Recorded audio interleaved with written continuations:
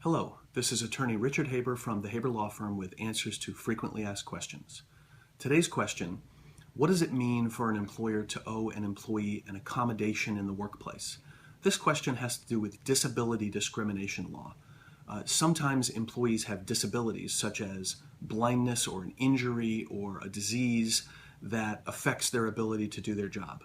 Employers are not allowed to fire employees just because they have a disability.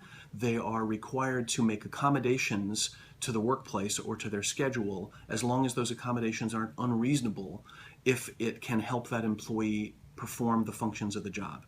An obvious example is a wheelchair ramp. If there's someone who could work for my law firm who is otherwise bound to a wheelchair, I can't not hire them simply because they can't climb stairs. If a person has carpal tunnel syndrome in their hands and they need an ergonomically correct keyboard and it doesn't cost very much, an employer should buy that keyboard for that employee. Some employees need different work schedules. For example, if their schedule requires them to sleep later on certain mornings or something like that. Generally, an employer is required to make reasonable accommodations in the workplace for disabilities to help an employee do their job. If you have questions about whether you're entitled to an accommodation for your disability in the workplace, contact us at the Hayber Law Firm.